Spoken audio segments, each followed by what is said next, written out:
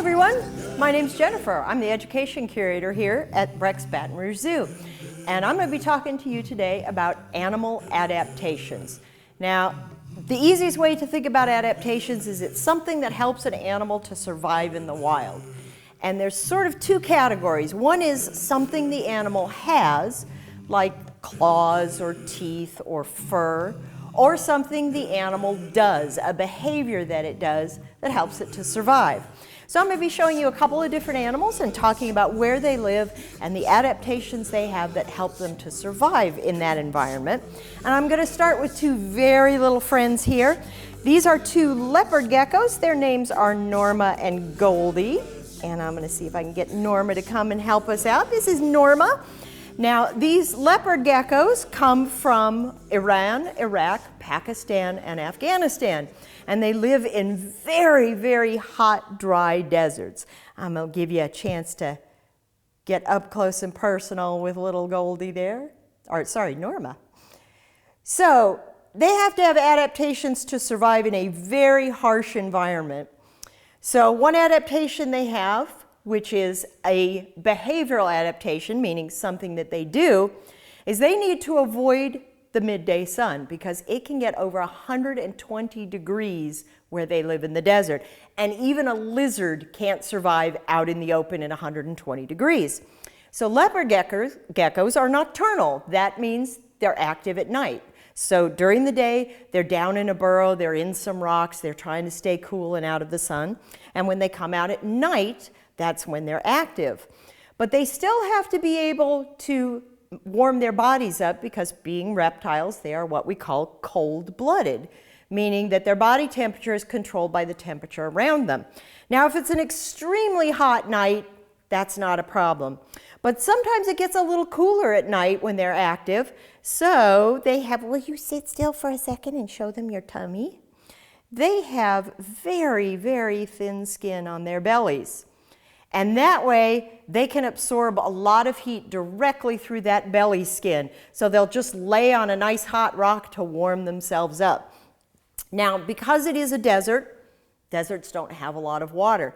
In fact, a leopard gecko may go its entire life without ever actually finding water to drink. So they rely on the food that they eat, which is primarily insects and other invertebrates, to get the moisture they need.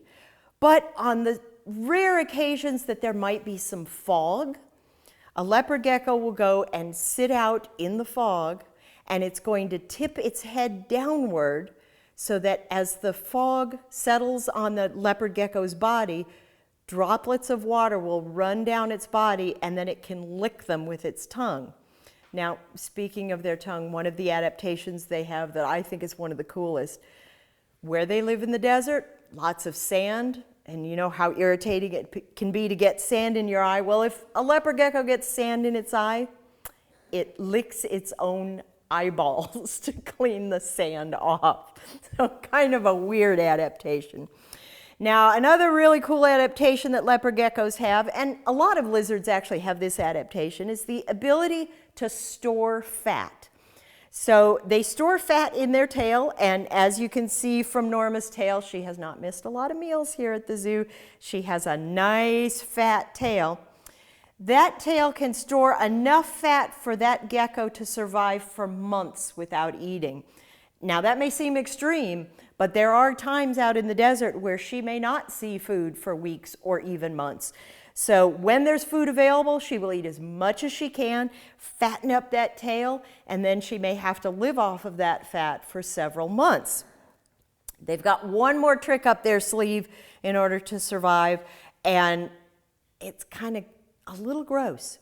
Like most reptiles, she's going to be shedding her skin periodically. Lots of snakes, lizards, even turtles and tortoises shed their skin.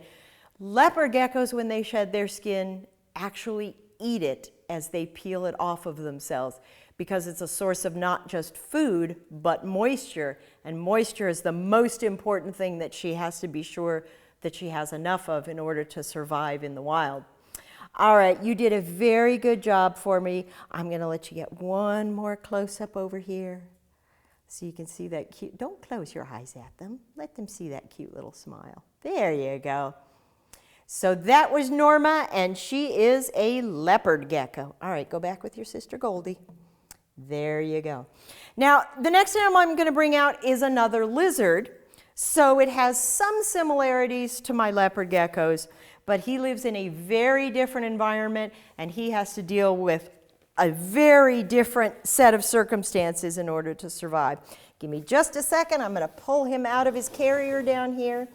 His name is Kong, and Kong is one of our senior citizens here at the zoo.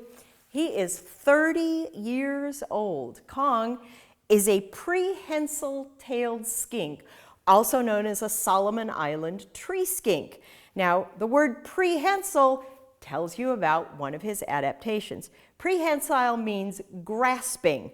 So he can actually grasp with his tail, like he's doing on my hand right there, and it is strong enough to support his entire body weight just with his tail. He is the only lizard that can do that. There's several lizards like chameleons that have prehensile tails, but they can't hang by their tails. He can actually hang by his tail. Now I'm going to let him crawl around on his little perch here, and you might get to see him using that prehensile tail, and you might also see him using his very sharp claws. And that's the reason that I wear gloves when I handle him, because his claws are made for climbing up trees, and my skin is slightly more delicate than tree bark, so I don't want him carving my skin up with those very sharp claws. Now, you might be able to tell one of his adaptations just by looking at his color. You saw that our leopard gecko was sort of shades of browns and black and gray because they live in deserts around a lot of sand. Well, green tells you that this lizard lives somewhere where there's a lot of plants, a lot of things that are green. He actually lives in a tropical forest. He's from the Solomon Islands, which are fairly near Australia, north of Australia. And on those islands, these lizards live up in the trees. So he doesn't do particularly well crawling around on the ground, but climbing through trees, perfect. So in order to climb through those trees, he has those sharp claws, and he has that prehensile tail that he's using right now to hold on to his perch. You're not interested in your treat? And he is an herbivore. So unlike my leopard geckos who only eat meat, they eat insects and invertebrates, he only eats plants. So he will eat all sorts of leaves, fruits, flowers. You're not going to eat? Okay, fine. You don't want your snacks today. And what I was offering to him today was actually a plant that you might have at home. This is called a pothos. They are a very common house plant, and they are native. Oh, now you want to because you're on camera? You see yourself? You going to eat it? These things are native to the Solomon Islands. What most people don't realize about it when they have them in their homes is that these leaves are toxic. So if your dog or your cat starts chewing on these leaves, it can make them very sick. But as you can see, Kong loves them. They are actually his very favorite snack in the whole wide world. And so we use that with Kong as a treat. When he decides he wants to come out and see people, he knows he's going to get his very special pothos leaves to eat. The pothos leaves are not toxic to him because he can actually metabolize, meaning he can digest the poison in it, and it doesn't affect him at all. So that's an adaptation that he has to eat a food nobody else wants to eat. And that way he doesn't have any competition for that favorite food of his. The only part he doesn't usually like to eat, we'll see if he spits it out. He usually spits out the stems. I guess they're not as tasty as the leaves are. Now, Solomon Island tree skinks, like I said, live way up in the trees. So unfortunately, we really don't know how many of them are left in the wild, but we do know that they are having problems. And one of the reasons they're having problems is that their forest home is being cut down in order to grow palm trees, a specific type of palm tree, to make palm oil, which is used as a food additive. So this animal, unfortunately, is now listed as a threatened species, meaning their numbers are dropping, and could at some point be considered an endangered species, meaning that their numbers are dropping so much that if we don't do something to save them, there may not be any of them left out in the wild for people to get to enjoy. All right, Kong, I think your time is about up. I know you have some more leaves, but you'll get those later, okay? Now you're suddenly waking up, aren't you? Yeah, was that good? All right, that is Kong. He is a Solomon Island tree skink. Now the hard part for me is putting him away and getting him to let go of my arm, because he's treating me just like a tree branch right now, and that's his favorite place to be. All right, Kong, your time is up. You have to go. There you go. That's a good boy. All right. Now, before I bring my next animal out, I want to show you one of my biofacts, one of my skulls out here. And I'll bet if you look at that skull, you're going to be able to tell what animal it is just by looking at it. It should be an animal that most people are pretty familiar with around here in Louisiana. The one I'm bringing out isn't quite this big. He's actually a youngster. He's about a year, no, almost 2 years old now. No, yeah, almost 2 years old now. This is Zydeco. And Zydeco is, of course, an American alligator. Oh, you're so wiggly this morning. You need to relax. There you go. Good boy. Now, American alligators, I have to tell you, are my favorite animal. I don't like to say that in front of the other animals, but they really are. I love alligators. They have so many cool adaptations. Now, the first one that everybody notices, of course, are the teeth, right? Alligators have up to 80 teeth in their mouth, and one of the adaptations that they have is that they never run out of teeth. Now, I'll bet some of you or some of your friends, some of your family members, if they're young enough, might be losing teeth right about now. And you know when you lose a tooth and it takes weeks and weeks and weeks for that tooth to grow in? Well, if you were a baby alligator, if you lost a tooth today, 2 days from now, you would have a brand new tooth in its place. And an alligator can go through 6,000 to 8,000 teeth in its lifetime. Now, lifetime for an alligator is typically not that long. About 50% of them don't even live as long as Zydeco has. Because when you're little, and when he hatched, he was only about the length of my hand. When you're little, everything wants to snack on you. They have lots of predators in the wild. They have things like snapping turtles and large fish and egrets and herons and bobcats and foxes, and well, you get the idea. Small gators, big snacks for lots of animals. So one of their adaptations, which is a behavioral adaptation, something they do, is that mama alligators don't just lay their eggs and leave them like most reptiles do. Mama alligators actually stick around. And they stick around and try to protect their nest of eggs from things like raccoons and opossums that might try to steal the eggs. Once the babies are ready to hatch, they make a chirping noise. So that's a behavioral adaptation that the babies have. Mama hears that, she digs up the nest, and she will pick the babies up in her mouth and gently carry them down to the water to try to keep them safe from predators. But she's not done yet. She will spend the next 1 to possibly 3 years trying to protect as many of her babies as she can from all the predators out in the wild. Unfortunately, when you have up to 50 babies at a time, it's hard to keep track of all of them. So she'll be lucky if maybe 10 of them make it through the first year. And after that, she'll be lucky if 2 of them make it through the first 5 years. So it is tough being a gator out there. Of course, once they make it that far, when they're about, 4 feet long, they pretty much don't have any more predators out in the wild that are going to mess with them. Now, you can see from my baby alligator that he has stripes down his back, down his tail, and that's camouflage. When they're little like this, they're going to be hanging out in the reeds and the plants along the side of the water, so they can camouflage into that. As they get older, those stripes are going to fade because they're no longer trying to camouflage. So they're going to simply fade to a sort of a dark gray, a charcoal gray color.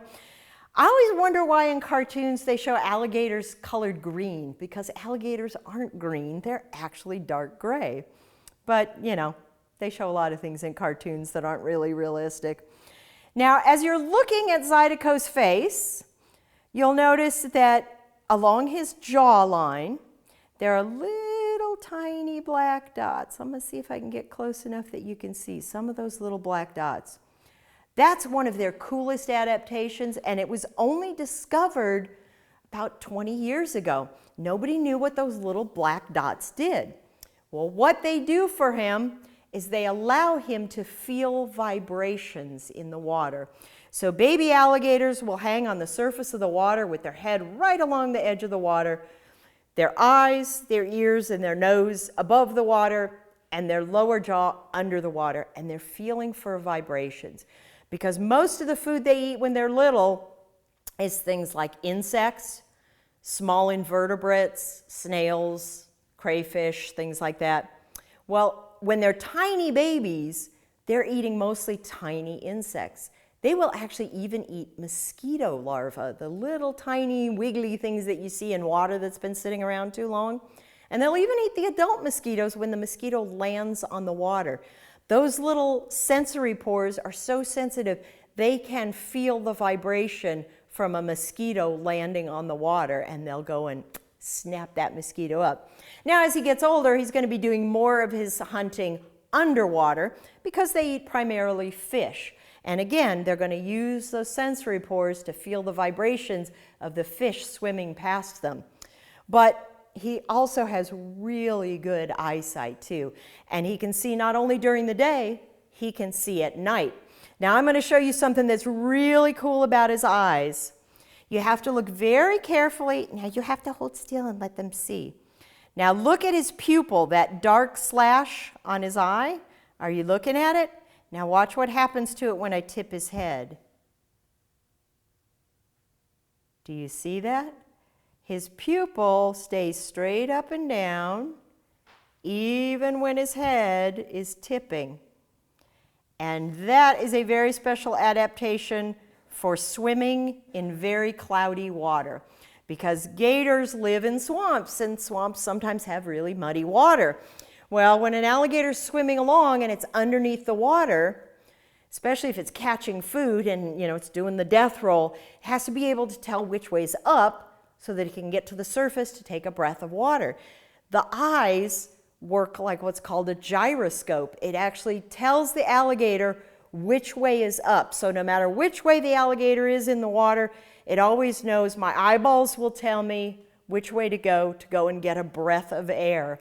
So very cool adaptation in order to survive in the swamps where he lives. Well, Zydeco, you've done very well for me, and I appreciate that. I'm going to put you back and get our last animal out, okay? And you don't want to be out because she's a predator. Ooh, yeah. I don't think Zydeco liked hearing that. All right, Zydeco, in you go. All right, my last animal, I have to do a little bit of a setup for her to clear some space to work with her. She is an animal that is native to here in Louisiana, just like our alligator, and they do occasionally prey on alligators. And I'm going to set up some of her favorite treats here. I don't know how many of you guys like to eat fish, raw fish. Yeah, she loves fish. So I have some fish for her, and then I also have some fruit because she is what's called an omnivore, which means an animal that eats both plants and meat. And that's one of her adaptations for surviving in the wild, is not being a picky eater. All right, Miss Willow, are you awake yet? Do you smell the fish? Yeah, we're gonna come out and get some fish. I'll bet some of you recognize what Willow is. She is an opossum, sometimes called a Virginia opossum. Now, opossums are pretty unique animals here in North America. They are the only North American marsupial. Now, a marsupial is an animal that has a pouch that it raises its babies in. So she's actually related to things like kangaroos and koalas. Go figure. Doesn't look much like them, does she? Now, she has some pretty remarkable adaptations too, some of which people might find a little disturbing. One is that she has no fur on her tail, and people think, oh, she looks like a great big rat. Well, there's a reason not to have fur on your tail. If you're walking around on the ground, and that's where she spends her time, and you're dragging that tail through the dirt and the leaves, if it got all kinds of dirt and leaves on it, it would get really nasty and filthy. Because she doesn't have hair on that tail, her tail is much easier for her to clean. Now, one of the things people don't like about opossums, hello, over here, follow the fishy, there you go. One of the things they don't like about opossums is opossums can look a little bit scary when they're trying to defend themselves. You see, she really isn't much of a fighter. Oh, are there good smells over there? How about this good smell? Yeah, I thought so. I'm going to put some of her treats here, keep her occupied for a little bit, and I'm going to show you what her skull looks like. This is a replica, and let you get a really close look at all of those teeth. Opossums have 50 razor-sharp teeth in their mouth. That's the most of any land mammal anywhere in the world. Now, they use those teeth primarily for chewing their prey or catching it, but they'll also use it to threaten. So if you come across an opossum at night and you scare it, the first thing it's going to do is try to scare you back. So what the opossum's going to do is open its mouth wide and show you all of those teeth. And it might even hiss at you, and it might even jump a little bit trying to scare you. I will tell you, the opossum doesn't have much to back up that threat with. They're really not an aggressive animal, but they're going to try to convince you that they are. Now, if you approach that opossum and you start harassing it, and I don't recommend that, just leave the opossum alone. They're not going to do you any harm. But if they think you're a predator and you're about to try to kill them and eat them, they have an amazing adaptation to survive. They play dead. Well, actually, they don't really play dead. They actually faint. They pass out. And when they pass out, they pee, they poop. They might even throw up on themselves. And imagine what that smells like. Yuck. Yeah, most predators aren't going to want to eat that, and that's exactly what helps save the opossum's life. The predator will come up, sniff it, and go, ugh, this thing's been dead for a while. It's nasty. I'm going to leave it alone. And they walk away. Eventually, the opossum is going to wake up, and the first thing she's going to do is look around, make sure it's safe, and then she's going to run off somewhere where she feels comfortable, and she's going to take a very long bath and clean herself up, because opossums are actually very clean animals.